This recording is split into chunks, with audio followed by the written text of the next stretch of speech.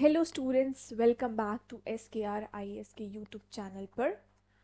आज जो हम स्टार्ट करने वाले हैं हमारी क्लास 6 की NCERT, जो कि जिसका अब रीसेंट एडिशन जो है NCERT की वेबसाइट पर अपलोडेड है, वो वाली किताब हम शुरू करेंगे आज से। ओके, किताब का नाम है, बुक का नाम है exploring society India and beyond.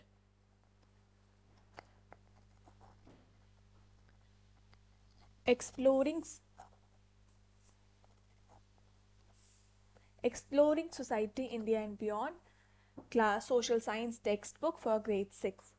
ये सभी स्टूडेंट जो कि क्लास 6 में हैं, जो यूपीएससी की प्रिपरेशन कर रहे हैं, स्टेट पीसीएस की प्रिपरेशन कर रहे हैं या बाकी एग्ज़ाम्स की प्रिपरेशन कर रहे हैं, किसी भी कॉम्पिटिटिव एग्ज़ाम की, तो उनके लिए ये वीडियो बहुत ज़्यादा बेनिफिशियल होने वाली है। हम बहुत अच्छे से एकदम बेसिक से शुरुआत करेंगे। कुछ भी डाउट इसके बाद, इस वीडियो के बाद, इस टॉपिक का आपको नहीं रहने वाला है। ओके, तो हम शुरू करते हैं, आगे चलते हैं।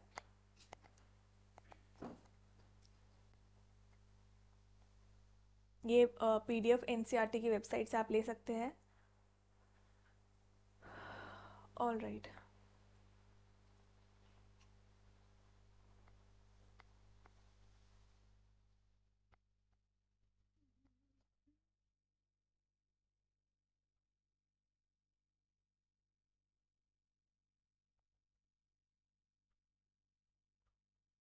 ओके, कुछ टर्म्स दिए हुए हैं यहाँ पे, कुछ ग्लॉसरी के कुछ टर्म्स हैं यहाँ पे जो हमें पता होने चाहिए being a social science student. जैसे कि यहाँ पे एक टर्म है जियोलॉजिस्ट। अब जियोलॉजिस्ट कौन होते हैं?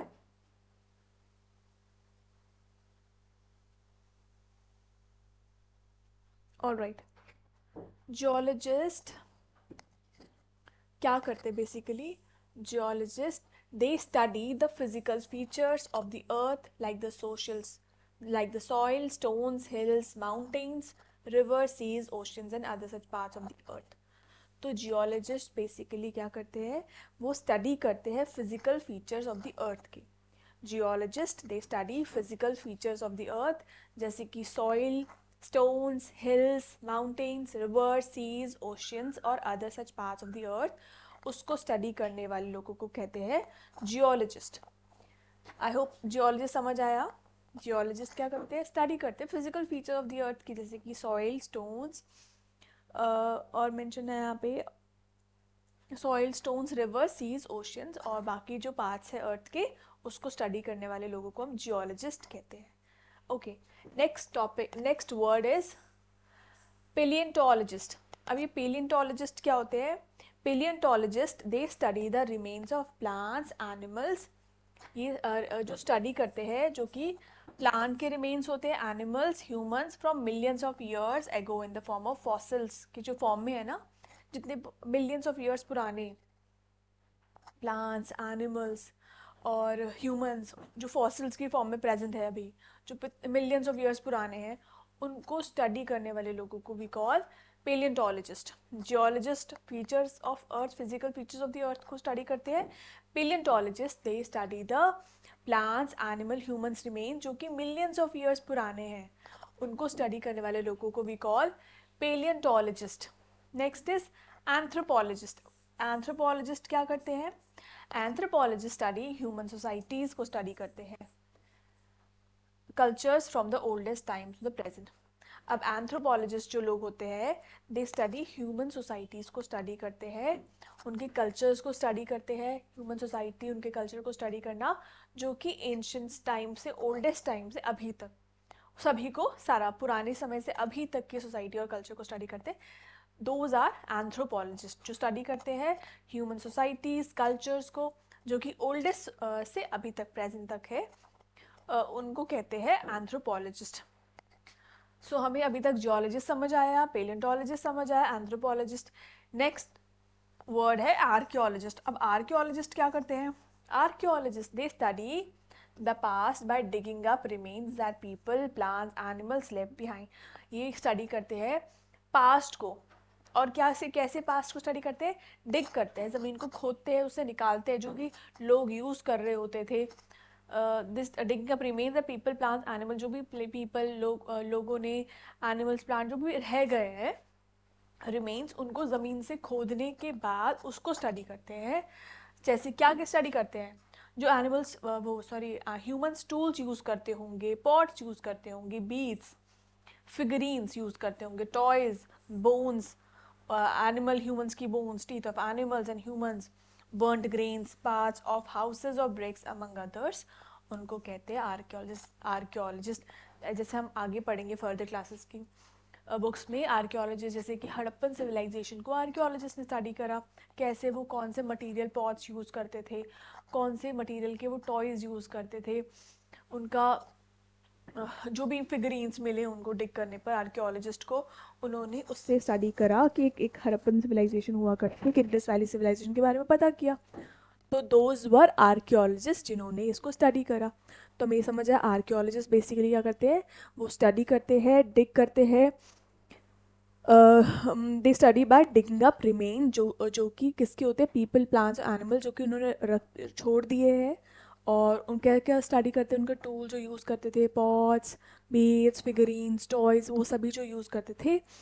Burned grains, parts of houses और ब्रिक्स, उन जो पुराने जले हुए घर है या जले हुए ग्रेन्स अनाज के दाने है ना, तो ग्रेन्स, हाउसेज जो जले हुए हैं, ब्रिक्स, ईंटें जो जली हुई है पुरानी, उसको आर्कियोलॉजिस्ट स्टडी करते हैं। तो हमें चारों वर्ड्स का मतलब समझ आया, geologist, paleontologist, anthropologist, archaeologist. Geologists study the physical features of the earth, paleontologists study the remains of plants, humans जो millions of years ago पुरानी है fossils के फॉर्म में, तो द paleontologist। फिर anthropologist क्या करते हैं, they study human societies, culture, जो कि पुराने oldest टाइम से अभी तक प्रेजेंट तक, उनको एंथ्रोपोलॉजिस्ट स्टडी करते हैं। और आर्कियोलॉजिस्ट स्टडी करते हैं पास्ट को, लेकिन क्या करते हैं, डिग करते हैं, मटेरियल निकालते हैं जो कि एनिमल्स, प्लांट्स और ह्यूमंस का मटेरियल होता है। मटेरियल हमने देखा कुछ होते हैं, टूल्स होते हैं, कुछ टॉयज़ होते हैं, कुछ एंशिएंट, कुछ बर्न्ड ब्रिक्स होती है, बर्न्ड हाउसेज होते हैं, उन सभी चीज़ों, बोन्स होती है जो कि लोगों की पुरानी ज़मीन के अंदर होती है। तो आर्कियोलॉजिस्ट उसको स्टडी करते हैं। ओके, अगर यहाँ पे फॉसिल्स का मतलब लिखा हुआ है, हम सभी को पता ही होगा, अगर किसी को नहीं पता है तो यहाँ पे लिखा हुआ है फॉसिल्स का मतलब होता है इम्प्रेशंस ऑफ फुटप्रिंट्स और पार्ट्स ऑफ प्लांट्स और animals that are found preserve within layers of soil और रॉक्स। जो कि फॉसिल्स क्या होते हैं, बहुत ज़मीन में बहुत पुराने ना, किसी के प्लांट्स होते हैं, प्लांट्स के रिमेन, एनिमल जो कि लेयर्स ऑफ सॉइल या रॉक्स के बीच में मिलता है, पुराना जब नई नई जनरेशन आती है वो दबता जाता है सॉइल के अंदर, और फॉसिल्स को आर्कियोलॉजिस्ट निकालते हैं, डिगिंग करते हैं, उसको स्टडी करते हैं। फिर तो फॉसिल्स वही है कि फुटप्रिंट्स के इंप्रेशंस या पार्ट्स ऑफ प्लांट्स के पार्ट्स, एनिमल्स के पार्ट्स जो कि प्रिजर्व होते हैं लेयर्स के साथ, प्रिजर्व होते हैं with in layers of soil या रॉक्स में प्रिजर्व होते हैं, तो दो उसी को फॉसिल्स कहते हैं, उसको स्टडी करते हैं आर्कियोलॉजिस्ट। पेलियोंटोलॉजिस्ट भी उसको स्टडी करते हैं। पेलियोंटोलॉजिस्ट हमने देखा ना, वो फॉसिल्स को स्टडी करते हैं और एनिमल्स, प्लांट्स और ह्यूमन के रिमेन्स को स्टडी करते हैं। ओके ओके, आगे अगर हम देखें कुछ यहाँ पे है,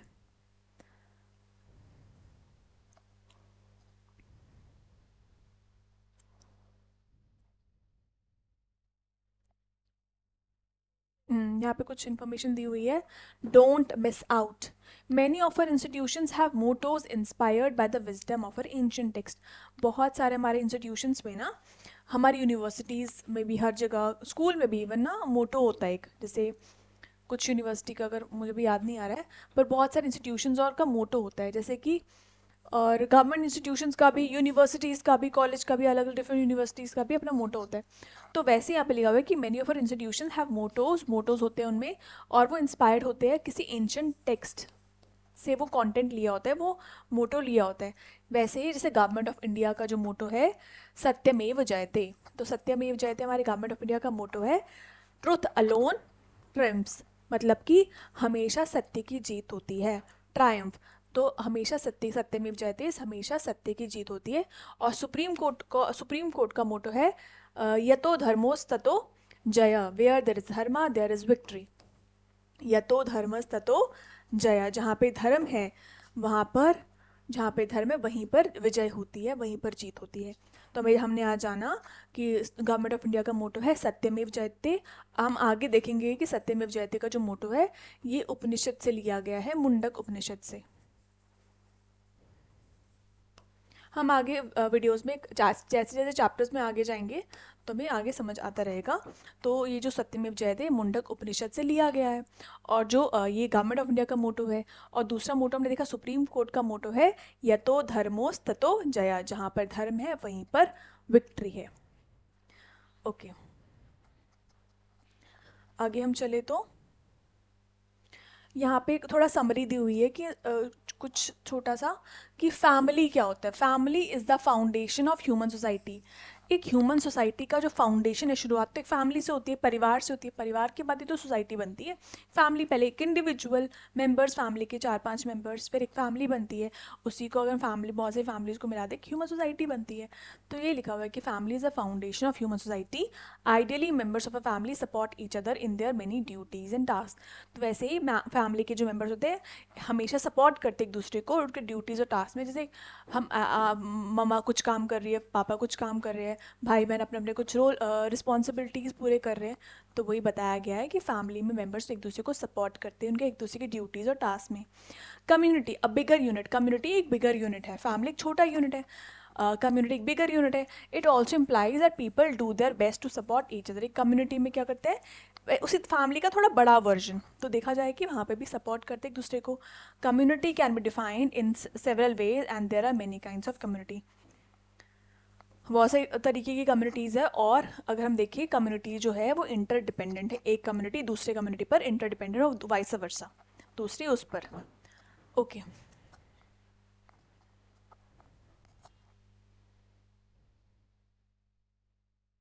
अगर यहाँ पे कुछ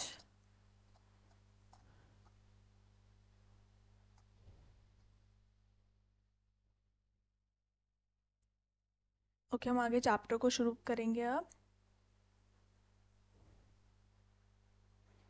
यहाँ पर चैप्टर से पहले थोड़ा सा फंडामेंटल राइट्स के बारे में दिया हो गया है, हम एक बार देख लेते हैं। आगे वैसे आगे वाली क्लासेस में हम ये पढ़ेंगे, पर थोड़ा सा की स्टार्टिंग में दिया हुआ है तो हम ये पढ़ लेते हैं। कॉन्स्टिट्यूशन ऑफ इंडिया, जो हमारा कॉन्स्टिट्यूशन है, एक कॉन्स्टिट्यूशन एक किताब है जिसमें ना सारे चीज़ें लिखी गई है, मेंशन की गई है। जो क्लास 6 के स्टूडेंट उनको नहीं पता होगा, हम आगे वाले क्लासेस में देखेंगे, वीडियोस में देखेंगे, और आपको आने वाली क्लासेस में पता भी चलेगा। बट अगर हम थोड़ा सा आइडिया ले लें, कॉन्स्टिट्यूशन ऑफ इंडिया हमारी इंडिया की एक बुक है जिसमें कि सारी चीज़ें मेंशन है।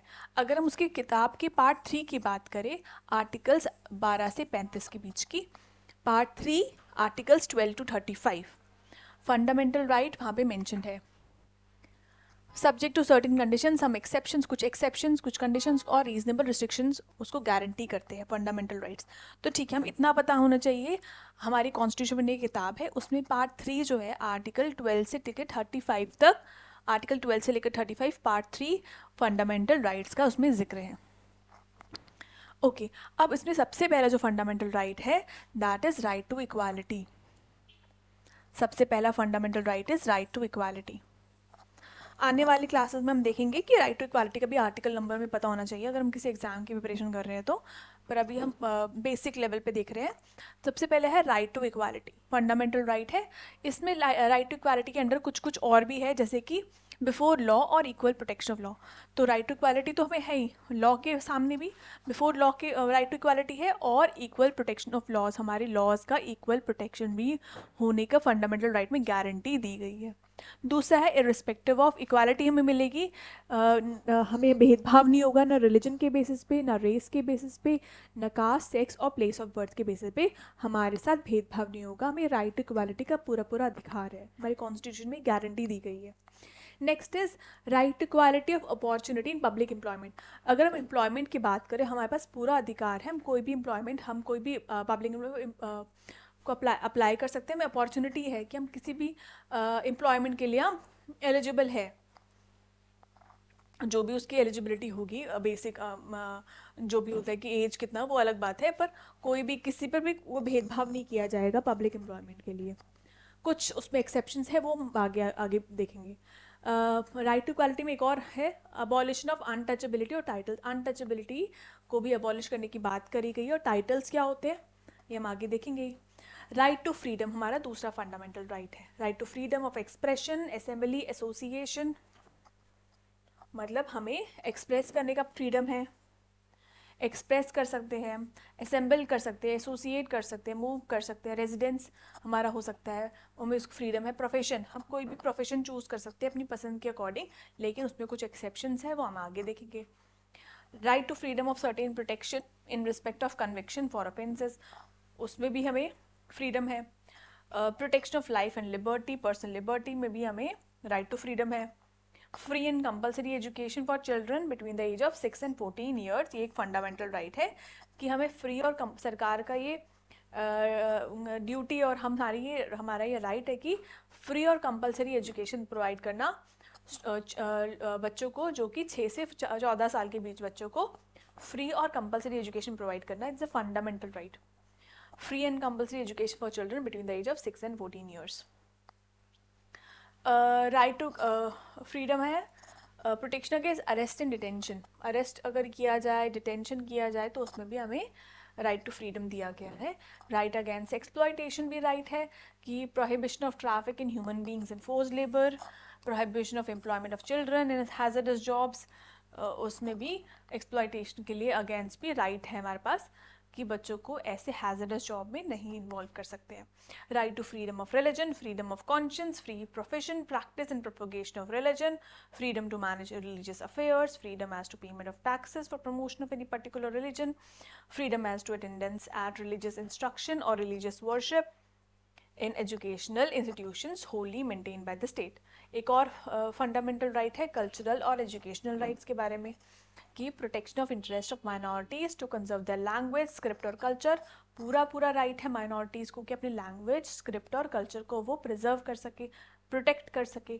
और दूसरा है minorities to establish and administer educational institution of the choice, और अपने चॉइस के अकॉर्डिंग माइनॉरिटीज़ अपना एस्टैब्लिश कर सकती है और एडमिनिस्टर कर सकती है एजुकेशनल इंस्टीट्यूशंस को.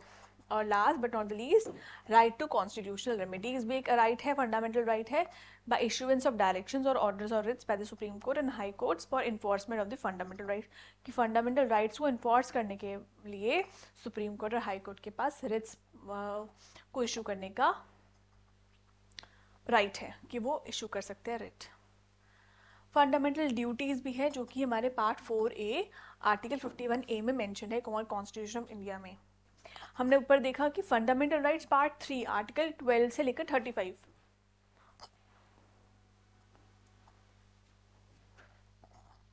हमने प्रीवियस स्लाइड में देखा फंडामेंटल राइट जो है, फंडामेंटल राइट्स आर्टिकल 12 से लेकर 35 के बीच में है और पार्ट है पार्ट 3. वैसे ही पार्ट 3 में वैसे ही जो फंडामेंटल ड्यूटीज़ की अगर हम बात करें तो वो पार्ट 4A आर्टिकल 51A के में आता है. तो हमें अगर हम एग्ज़ाम की प्रिपरेशन कर रहे हैं तो हमें ये पता होना चाहिए कौन सा पार्ट है फंडामेंटल ड्यूटीज़ का, कौन सा पार्ट है फंडामेंटल राइट्स का, आर्टिकल कौन से. तो फंडामेंटल ड्यूटीज़ हमेशा याद होना चाहिए article 51A, article 51 fundamental duties.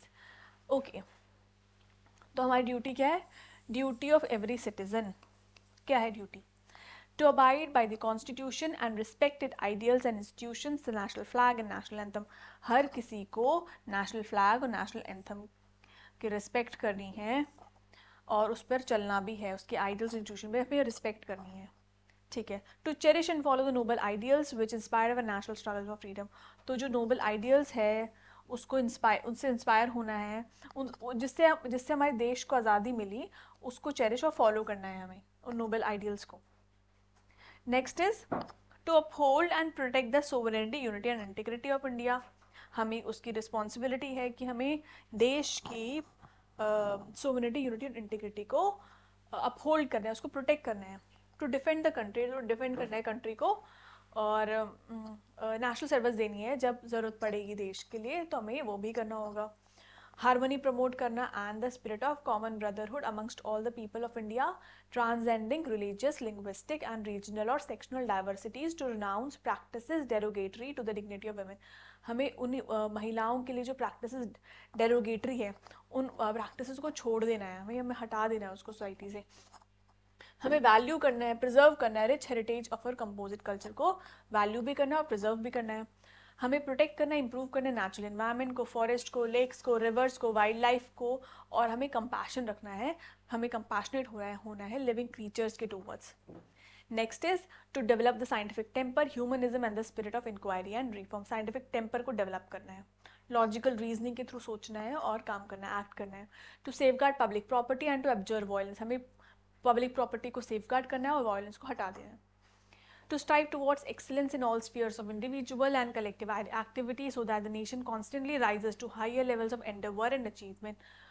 तो जिससे देश अचीव कर सके बहुत ज़्यादा, उसके लिए हमें हर इंडिविजुअल को हर स्पेयर में एक्सेलेंस शो करना है। ओके, एक और फंडामेंटल राइट को ऐड, फंडामेंटल ड्यूटी को ऐड किया था, जो कि है हु इज़ अ पेरेंट और guardian to provide opportunities for education to his child और एज अ केस में बी वॉट बिटवीन एज 6 से 14 ईयर्स। एक फंडामेंटल ड्यूटी है।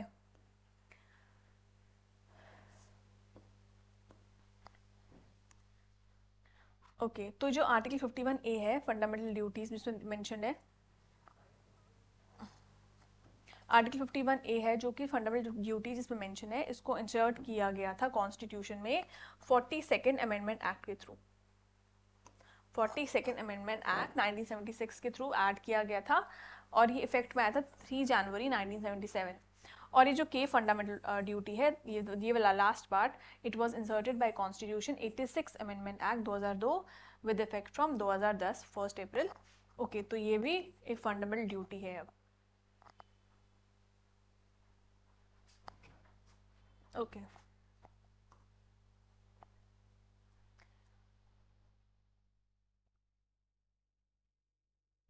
ओके, तो हमारे ये जो